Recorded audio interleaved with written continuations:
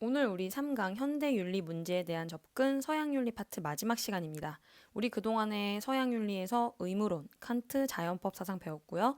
공리주의, 그래서 규칙공리주의도 배웠고 행위공리주의도 배웠죠. 행위공리주의 안에서 벤람과 밀이라는 학자에 대해서도 배웠습니다.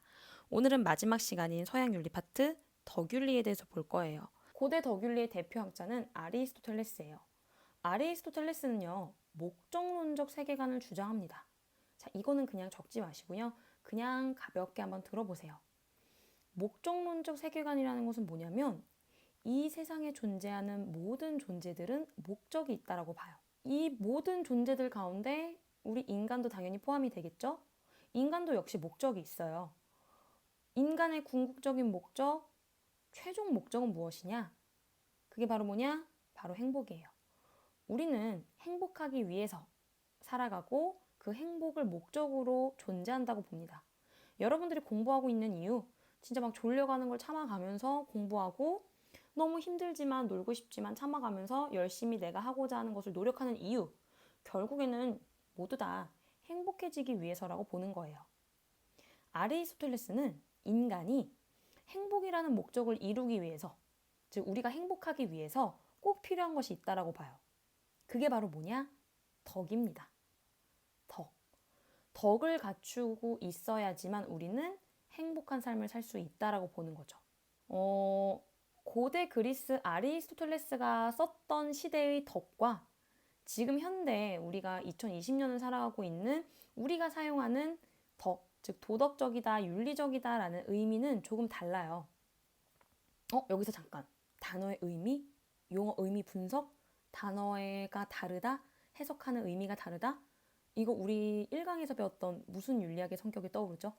윤리학에 쓰이는 언어와 단어의 의미를 분석하고 용어를 분석한다? 그쵸. 메타윤리학이죠. 다들 대답한 거죠? 대답했다라고 생각할게요. 혹시 기억 안 나는 친구들 걱정하지 말고 다시 한번 우리 필기 내용, 그 다음에 우리 수업 교재 보면서 복습하면 돼요. 괜찮아요? 자, 그럼 다시 본론으로 돌아와서. 그러면 아리스토텔레스가 얘기했던 덕의 의미가 무엇이길래 달라요? 고대 그리스 시대 아리스토텔레스가 살았던 시대에 덕을 갖췄다라는 건 탁월함을 의미합니다. 덕은요, 그리스어로 아레테라고 얘기하는데 그 아레테는요, 어떤 사물이나 사람이 자신의 고유한 기능을 탁월하게 발휘하는 상태를 의미해요. 사물, 여기 펜이 있는데 지금 선생님이 이 아이패드로 펜을 이용해서 쓰고 있는데 펜이 탁월하다라는 건 펜으로서의 기능을 잘 발휘하는 거겠죠? 탁월한 펜이야. 그러면은 펜만의 고유한 기능을 잘 발휘하는 건데 그럼 펜의 덕, 아레테는 무엇일까요? 바로 잘 써지는 거겠죠. 덕이 있는 펜이라는 건 잘 써지는 펜이지 잘 안 나오게 되면 펜이 더 이상 펜으로서의 기능이 없는 것이기 때문에 덕 없는 펜이 되겠죠. 즉 탁월하지 않은 펜이 되겠죠. 다른 예시를 들어볼게요. 선생님의 기능은 선생님의 역할, 고유의 기능 잘 가르치는 거겠죠. 선생님이 자신의 수업 내용을 완벽하게 숙지하고 학생들한테 잘 전달하는 것, 잘 가르치는 선생님. 뭐 예를 들어 윤지유 선생님 덕이 있다. 고대 그리스의 말로 표현을 하자면 덕이 있다라고 할 수 있겠죠. 죄송합니다. 그럼 우리 개별 펜, 개별 인간, 개별 사물 이런 거 말고 우리 공통대에서 한번 묶어볼게요. 여러분과 저를 묶을 수 있는 공통점, 뭐 조금 더 넓게 보면 우리는 모두 인간이죠. 인간으로서 행복해지기 위해서 덕을 갖춰야 하는데, 즉 인간으로서 행복해지기 위해서 탁월함을 갖춰야 하는데 우리는 어떤 탁월함, 어떤 덕을 갖춰야 행복해질 수 있을까요? 덕에는요, 두 가지 종류가 있대요. 그 중에 첫 번째가 지적인 덕, 지적인 아레테 혹은 지성적 덕이라고도 얘기를 합니다. 그리고 이러한 지적인 덕은요, 여러 가지 종류가 있어요. 근데 그 종류 우리 생년에서는 다 깊게 알 필요는 없고요. 그 중에서 우리가 꼭 알아두어야 하는 것은 바로 실천적 지혜입니다. 아주 중요합니다. 실천적 지혜. 그럼 실천적 지혜라는 건 무엇이냐? 우리가 생활하면서 맞닥뜨리게 되는 구체적인 상황 속에서 무엇이 가장 적절한 것인지를 판단하는 지혜가 바로 실천적 지혜예요. 구체적인 상황 속에서 무엇이 가장 적절한 것인지를 판단하는 것. 너무 긴데요? 구체적인 상황 속에서 무엇이 가장 적절한 것. 이 긴 내용을요, 간단하게 줄일게요. 두 글자로 중용. 줄여서 얘기하면 실천적 지혜라는 거는요, 중용이 무엇인지를 판단해주는 지혜라고 보시면 돼요. 우리 인간들이 살아가면서 구체적인 상황을 맞닥뜨리게 되고 그 상황 속에서 내가 어떤 행동을 해야 하는 게 옳은 것인지를 알려주는 지혜가 바로 중용인 거죠. 자, 만약에 여러분들이 늦게까지 이제 공부하다가 집에 가고 있는데 저기 저 골목에서 어느 한 명의 사람을 여러 명이 둘러싸고 돈을 뺏고 있는 거를 장면을 발견을 했어요, 여러분들이. 근데 이렇게 가까이서 이렇게 조금씩 가서 이제 보니까, 우리 학교 교복을 입고 있어. 우리 반 친구야. 그런데 그 친구를 둘러싼 사람들은 한 5-6명 돼요. 이 상황 속에서 나는 어떻게 행동을 해야지 옳은 행동을 하게 되는 걸까요? 여러분, 이 상황 속에서 어떻게 하는 게 가장 좋을 것 같아요? 선생님 당연히 구해줘야죠. 선생님 당연히 제 친구를 도와줘야 되죠. 라고 대답을 하는 친구들도 있겠죠. 근데 만약에 생각을 해보세요. 그 학생을 둘러싸서 삥을 뜯고 있는 그 5-6명의 학생들이 키가 2m가 넘는 조폭들이야. 막 근육 짱맨들. 그런 사람 5명, 6명이 내 친구를 괴롭히고 있을 때 나는 무조건 친구를 도와야 하기 때문에 야, 너 지금 뭐 하는 거야? 라고 해서 그 사람들한테 다가간다? 이게 그 상황 속에서 옳은 행동일까요? 선생님 생각에는 괜히 나섰다가 여러분들 강냉이까지 다 털릴 것 같은데? 그리고 같이 삥 뜯길 것 같은데요? 아무런 도움이 안 될 것 같은데? 더 화만 복돋을 것 같은데? 그럼 이런 상황에서는 어떻게 하는 것이 가장 적절한 행동일까요? 혼자서는 해결할 수 없기 때문에 주변 어른들한테 도움을 청한다던가 아니면 경찰서에 신고해서 경찰 아저씨들을 부르는 게 가장 올바른 적절한 행동이 되겠죠. 반대로 내 친구를 둘러싸고 있는 5-6명의 학생들을 그러니까 가까이서 보니까 키가 진짜 내 반도 안 되는 유치원 한 4살, 4세반 애들이야. 그 애들이 내 친구의 삥을 뜯고 있어. 언니, 초콜릿 사 먹게 돈 좀 줘봐. 그런 친구들에게 둘러싸여서 내 친구는 막 부들부들 떨고 있어요. 만약 그런 상황에서 나는 어떻게 행동하는 것이 가장 좋을까요? 아까처럼 주변 어른들한테 도움을 요청한다? 유치원생들인데? 경찰 아저씨들을 부른다? 유치원생들인데? 선생님 생각에는 이런 상황에서는 직접 가서 유치원생들 딱 이렇게 일렬로 딱 세워놓고 약간의 좀 훈계를 하는 게 필요하지 않을까요? 지금 몇 시, 10시 넘었는데 유치원생들이 지금까지 뭐하러 돌아다니고 있어? 야, 너 어느 유치원이야? 너네 부모님 전화번호 돼? 라고 좀 직접 나서서 행동하는 것이 더 적절한 행동 아닐까요? 여기서 내가 막 유치원생들 무섭다고 선생님 요즘 유치원생들이 얼마나 무서운데요? 라고 행동한다면 약간 비겁하지 않을까요? 이때는 좀 나서줘야겠죠. 즉, 이런 상황 속에서는 이렇게 행동하는 것, 저런 상황 속에서는 또 저렇게 행동하는 것. 구체적으로 우리가 맞닥뜨리게 되는 여러 가지 상황 속에서 그 상황에 적절하게 맞게 행동하게끔 알려주는 지혜가 바로 실천적 지혜예요. 조금 더 줄여서 얘기하면 중용이 무엇인지를 알려주는 지혜가 바로 실천적 지혜인 거죠. 선생님이 아까부터 중용이라는 단어를 굉장히 많이 썼거든요. 중용은 구체적인 상황 속에서 가장 적절한 중간 상태를 중용이라고 얘기합니다. 중용은 지나치게 부족하지도 않고 지나치게도 과하지 않은 상태를 의미해요. 예를 들어서 여러분들이 바닷가를 걸어가고 있는데 저 멀리서 100m가 넘는 해일이 오고 있어요. 100m가 넘으면 여러분 엄청난 해일인 거 아시죠? 그 해일이 넘어오고 있는데 나는 용기 있는 사람이야. 내 용기를 보여주겠어. 라고 해서 그 상황 속에서 내가 해일에 맞서 싸우겠다라고 해서 막 비껴 도망가지도 않고 그 해일에 맞서 싸우고 있어. 그러면 그거는 용기 있는 게 아니라 너무 지나친 무모함이 되겠죠. 이건 그 상황 속에서 올바른 행동이 아니에요. 그럼 100m가 넘는 해일이 다가올 때 우리가 할 수 있는 가장 적절한 행동은 무엇일까요? 그 해일을 보자마자 바로 도망가는 것이겠죠. 이 상황 속에선 도망간다라고 해서 놀리는 사람, 아예 너 비겁하다, 너 뭐 겁쟁이다 라고 놀릴 사람은 아무도 없을 거예요. 그게 가장 적절한 행동이 되겠죠. 반대로 아까처럼 내 친구가 여러 명들한테 삥을 뜯기고 있는데 유치원생들이야. 근데 유치원생들 무섭다고 막 도망가. 똑같은 도망간다라는 행동이지만 그 상황 속에서는 아까 예를 든 헤일의 예시와는 다르게 비겁한 행동이 되겠죠. 용기라는 거는요, 지나치게 무모하지도 않고요. 지나치게 비겁한 상태도 아닌 적절한 중간 상태를 의미합니다. 중용은요, 적절한 상태인데 중용의 중자가 가운데 중자예요. 근데 가운데라고 해서 그게 딱 수학적 평균, 가운데 중자를 의미하는 게 아닙니다.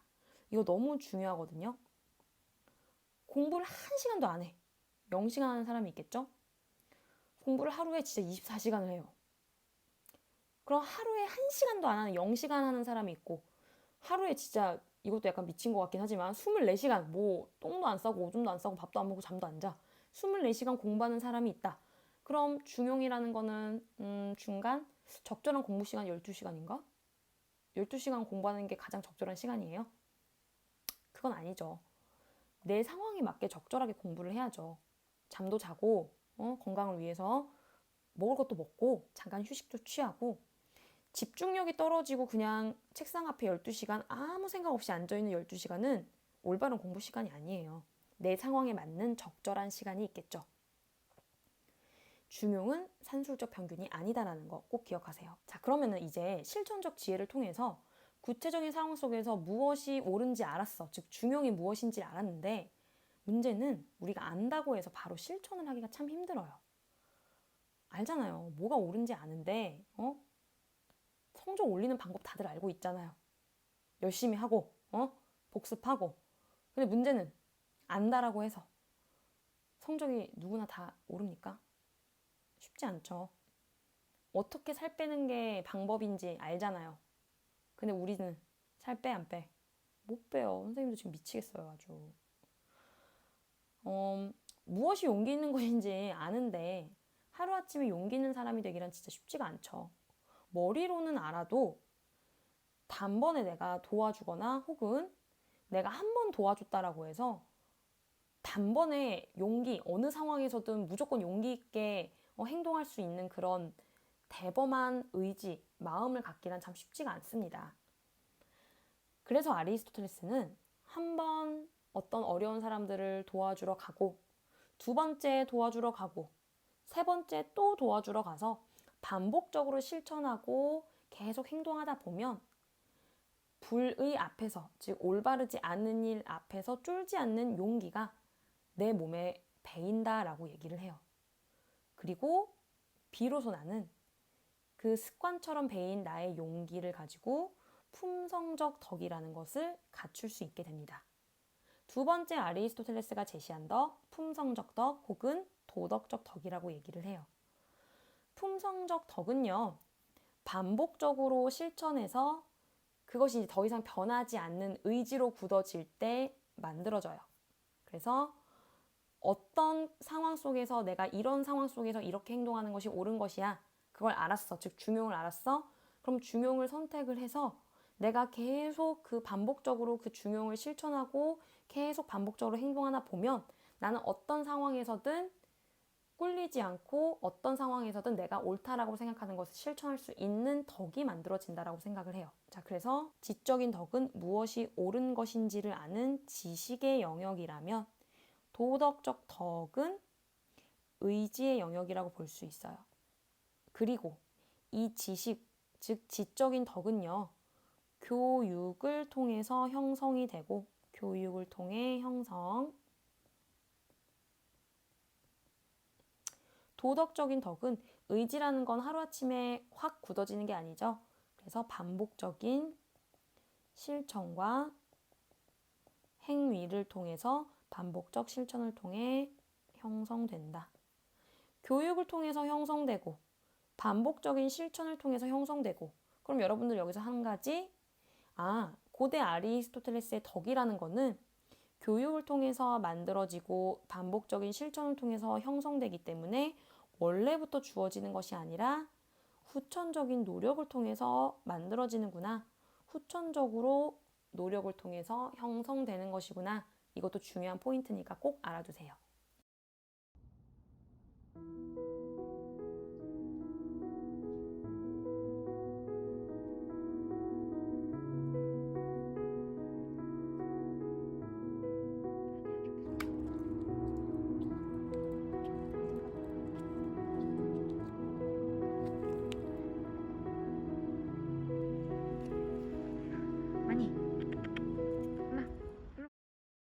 왜?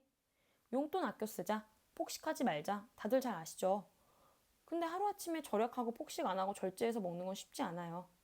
하루, 이틀, 3일, 일주일 조금씩 절약하고 줄여나가다 보면 나도 모르게 내 몸에 절제, 절약이라는 것이 배게 되겠죠. 하루아침에 딱 돈 안 쓰고 하루아침에 딱 음식 안 먹으면 나중에 무너져요. 반복적으로 습관화를 하다 보면 의지가 강하게 굳어져서 언제 어떤 상황에서도 중용을 실천할 수 있게 되는 품성적 덕이 만들어지겠죠. 아리스토텔레스는 결국 덕이라는 건 그냥 뚝 하늘에서 떨어지는 것이 아니라 우리 인간이 가지고 있는 이 이성을 가지고 구체적인 주변 상황 속에서 배우고 실천해서 형성되는 것이라고 봅니다. 아까 얘기했듯이 후천적으로 형성된다. 아주 중요한 포인트예요. 자, 그러면 이러한 덕들이 형성되기 위해서 중요하게 뒷받침되어야 할 것이 있는데 아리스토텔레스는 바로 공동체라고 봅니다. 아리스토텔레스는요, 공동체를 중시하는 공동체주의자예요. 그래서 아리스토텔레스는 구체적인 상황과는 아예 무관하게 독립적으로 존재하는 인간은 없어요. 우리는 항상 늘 어떤 상황 속에 누군가들과 관계 맺으면서 살아가고 있죠. 지금 선생님 녹음하고 있는 이 상황, 현재 선생님네 집, 선생님네 부모님이 함께 계시고 선생님 부모님 때문에 부모님이 선생님 때문에 지금 조용조용 살금살금 몰래 다니고 계세요. 왜냐면 녹음하니까. 혹시나 소리 들어갈까봐. 결국에는 선생님이라는 한 인간은요, 주변 사람들과 상황 속에서 절대 배제돼서는 혼자 뚝 떨어져서 존재할 수 없어요. 늘 공동체 속에서 그 공동체와 함께 어우러져서 살아가는 삶을 굉장히 중시합니다. 자, 이 고대 아리스토텔레스의 덕윤리를 계승한 현대 덕윤리 학자, 유명한 두 명의 학자가 등장합니다. 여러분, 정의란 무엇인가 다들 아는 책이죠. 정의란 무엇인가의 저자 마이클 샌델, 대표적인 덕윤리 학자예요. 그리고 우리 교과서에 나오는 맥킨타이어. 이 둘의 사상을 구분하는 문제는 중요하지 않아요. 공통적으로 어떤 덕윤리 관점을 가지고 있냐를 정리해두는 건 필요합니다.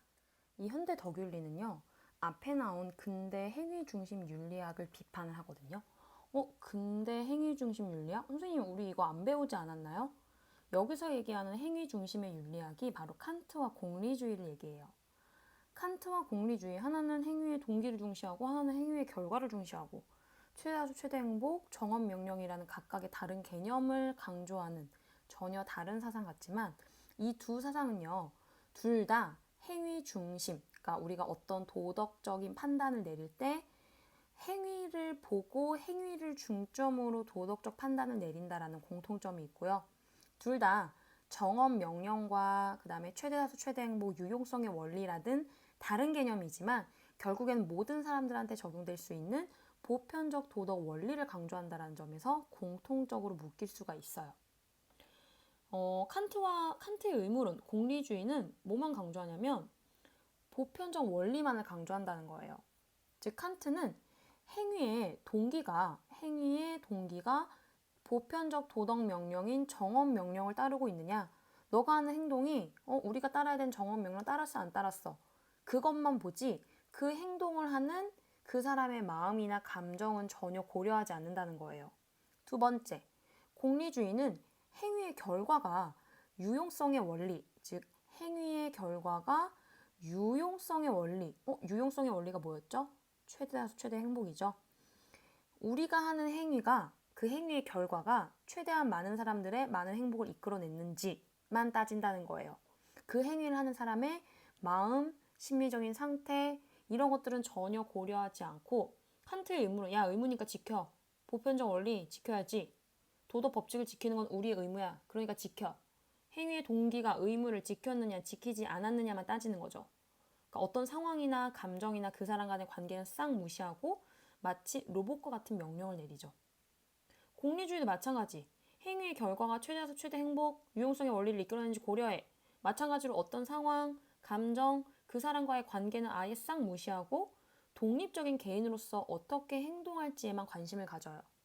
예를 들어서 여러분들이 바닷가를 걷고 있는데 보니까 바닷물에 두 사람이 빠져 있어.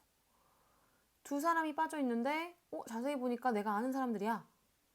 한 명은 자식이 하나, 자식 한 명 있는 사람이고 또 다른 B라는 사람은 A라는 사람은 자식이 한 명 있는 사람이고 B라는 사람은 자식이 10명인 사람이야. 그럼 이 상황에서 공리주의는 당연히 누구 구해야 됩니까? B, 자식이 10명 있는 사람을 구해야겠죠. 왜?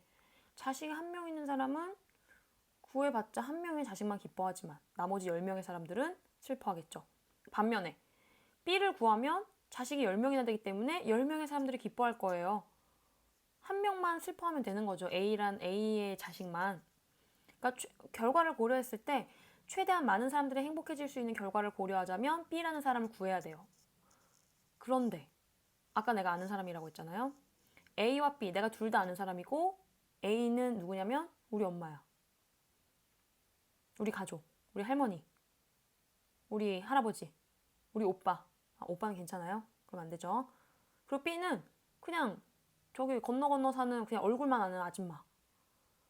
그럼 이런 상황에서도 공리주의는 당연히 누굴 구해야 돼요? 결과만 고려하기 때문에 그쵸. 나와 얼굴만 아는 우리 엄마를 버리고 우리 가족을 버리고 나와 얼굴만 아는 결과를 고려해서 B라는 아줌마를 구해야겠죠. 근데 여러분 가능해요? 당연히 결과 고려하지 않고 나 무조건 누구 구해야 돼요? 우리 가족 구해야겠죠. 근데 공리주의는 이런 거 고려 안 해요. 그 상황 속에 놓여져 있는 그 사람이 어떤 관계에 있는지, 그 사람의 감정은 어땠는지 전혀 고려하지 않습니다. 그렇기 때문에 더귤리가 이걸 비판을 해요. 앞에 나온 칸트도 마찬가지고 공리주의도 마찬가지고 칸트와 공리주의는 행위만 따져요. 그래서 너는 행위 중심의 윤리학이야.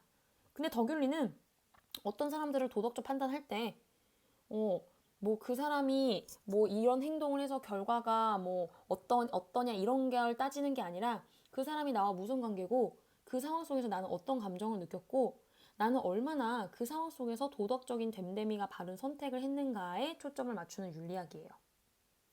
우리 인간의 삶은 개인으로서만 살아갈 수는 없어요. 늘 누구와의 관계 속에서 살아가고 있죠.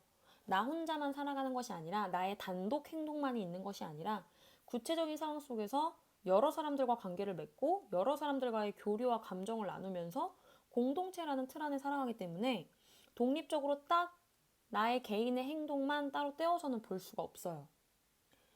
마이클 샌델은 미국 하버드대 교수예요. 미국은 대표적인 개인주의가 굉장히 강한 국가죠. 개인주의로 쭉 미국 사회에서 살아오다가 그 개인주의로 인한 문제점을 인식을 했고 이제 우리에게 공동체 정신이 필요하겠구나. 너무 개인주의화되면 안 되겠다. 이런 반성에서 시작해서 공동체를 요청하면서 쓴 책이 그 유명한 정의란 무엇인가입니다. 다들 읽어보셨겠지만 안 읽어본 친구들이 있다면 꼭 다시 한번 읽어보세요. 근대 윤리 의무론 칸트식으로만 해결되면 지금 우리 미국 사회에 있는 여러 가지 사회 문제들이 해결이 될까? 너무 보편적 원리들만 강조하는데 뭐 예를 들어 학교에서 학생들한테 여러분 도둑질하면 안 돼요. 왜냐하면 도둑질하면 인간의 의무에 어긋납니다. 그럼 여러분들 그렇구나 그래 하면 안 되는구나 라고 해서 그 사회에 바로 도둑질이 사라질 수 있을까요? 여러분 도둑질하는 사람은 최대다수 최대 행복을 위해 그 학생 퇴학시킬게요. 그 한 명 퇴학. 우리 다수가 행복. 그러면 도둑질이 우리 사회에서 완전히 사라질 수 있을까요? 더균리학자들은 개개인들이 진짜 도둑질이 정말 나쁘다라는 걸 잘 배워서 도둑질을 하지 않는 품성적 덕을 갖추고 중용을 갖춘 학생들이 학급 구성원으로 있고 우리 사회에 있으면 그때서야 비로소 도둑질이 사라질 수 있다라고 봅니다.